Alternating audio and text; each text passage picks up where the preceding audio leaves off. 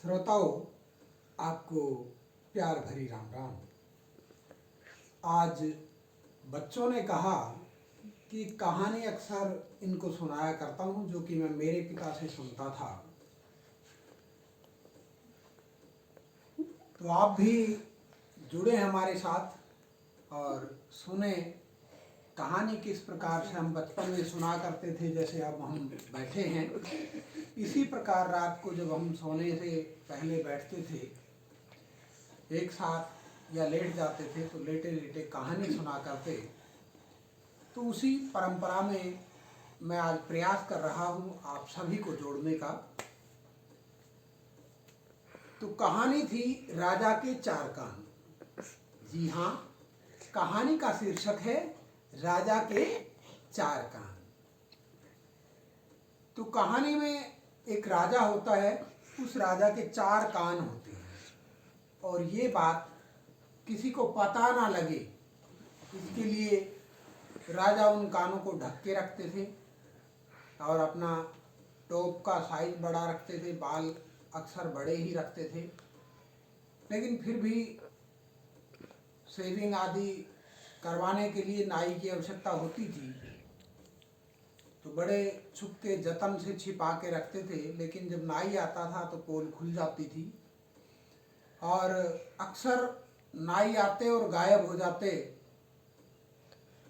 तो बड़ी चिंता हुई राजा को कि इस प्रकार से यदि मैं नाई हैं उनको गायब करता रहा, सजा देता रहा, तो मेरे राज्य में नाई मिलेंगे कहाँ से। तो अब उसने सोचा कि नाई को धमका के फिर छोड़ देता हूँ कि भाई किसी को बताना मत कि मेरे चार कान हैं। नाई को डराया, धमकाया और छोड़ दिया। अब नाई बेचारा दिन प्रतिदिन चिंता में सूखने लगा। उसको बहुत चिंता हुई कि अब क्या करूं। ये बात यदि गलती से भी मैंने किसी को कह दी और राजा को पता लग गया तो मेरा क्या होगा। एक दिन उसकी माँ ने पूछा, बेटा मैं तुझे अच्छा खिलाती हूँ, अच्छा पिलाती हूँ, फिर तुझे सूखने का रोग कहाँ से लग गया, कैसे सूखता जा रहा तू दिन प्रतिदिन। बोला, माँ कोई बात नहीं है। बोला, बेटा बात तो कोई है, तू बता चाहे ना बता, लेकिन है कोई बात। अब उसने सोचा कि क्या करूं, किससे कहूं, किस पर विश्वास करूं, किस पर ना करूं, क्योंकि जान का जोखिम है। तो बात हजम नहीं हो पाई, पेट दुखने लगा, दिमाग बहुत परेशान करने लगा। तो जंगल में जाता है और एक पेड़ जो थोथा हो जाता है उसका तना कहीं से, तो उसको बोलते हैं खखोडर। तो खखोडर में जो पुराने पेड़ होते हैं उनमें बनता है खखोडर, यानी उसकी तने में कुछ छेद सा हो जाता है, वो बड़े आकार का होल बन जाता है। जो पेड़ बहुत मोटे हो जाते हैं, बहुत पुराने होते हैं, उनमें बनता है। तो खखोडर में मुंह देता और बोलता, राजा के चार कान, राजा के चार कान, राजा के चार कान, ऐसे बोलता। सुबह जब जंगल में घूमने फ्रेश होने जाया करता था तो नित्य का उसका नियम बन गया कि वहीं जाके बोलता। और बताते हैं एक पक्षी होता था चकवा चकवी, वो मनुष्य की बोली की नकल करता था।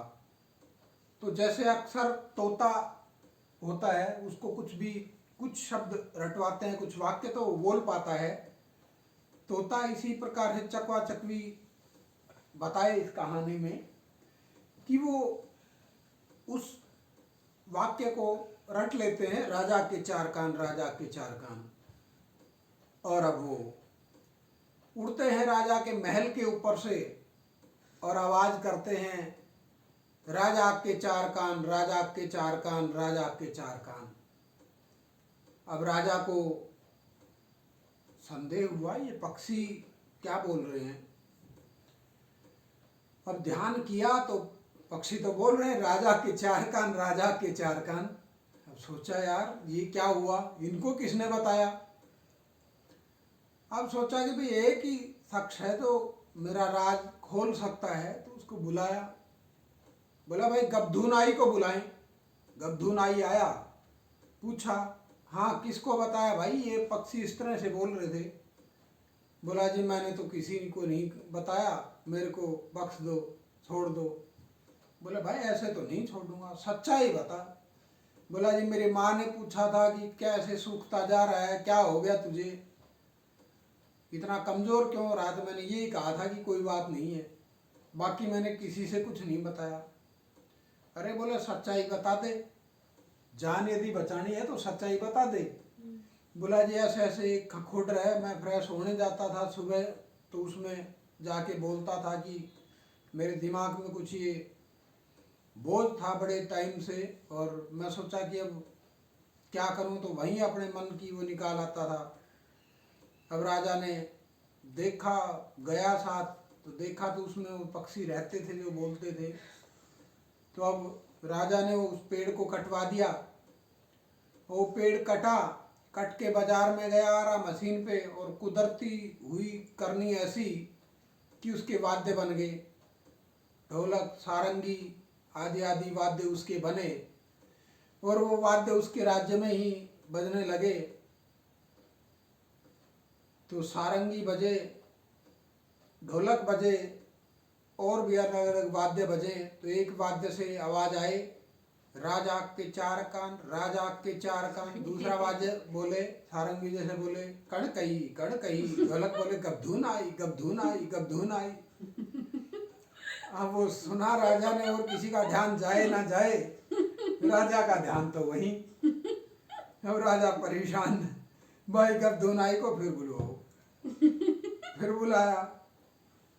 बोला जी मैं क्या करूं, मेरी तो जान जोखिम है, मेरे को किसी तरह से बख्श लो। मैंने तो आपको बता दिया था, वो पेड़ आपने कटवा दिया। पूछा भाई ये पेड़ कटा था, कौन ले गया था, कहाँ गया, क्या हुआ, पता लगा भाई इसी के वो वादे बजे। अपन उसको बुलवाया, बोला भाई ये लाओ यहाँ, और वो ला के तोड़े।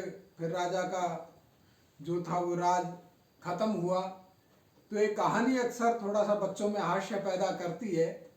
अभी जैसा कि आपने थोड़ा सा ठहाका सुना, तो वो ये था कि कहानी में राजा के चार कान थे और वो वाद्य बोलते थे। बोले राजा के चार कान, राजा के चार कान। सहनाई बोलती थी बोले कण कही कण कही। तो ढोलक बोलता था गबधून आई गबधून आई गबधून आई। तो ये राजा के चार कान गबधू, इसमें मुख्य पात्र राजा और गबधू तो आपने सुनी। आशा करते हैं आपको कहानी अच्छी लगी होगी। यदि आपके कमेंट आए इसके बारे में, आपने और जिज्ञासा जाहिर की इस तरह की पुरानी कहानियाँ जो अक्सर बूढ़े लोग बच्चों को सुना के थोड़ा जोड़ के रखते थे, एक आत्मीयता होती थी कि इस बहाने बच्चे माता पिता के पास, दादा दादी के पास जाते थे कि हमें कहानियाँ सुनाओ। तो ये एक पौराणिक परंपरा थी। इसी में फिर मिलते हैं कभी। जय हिंद।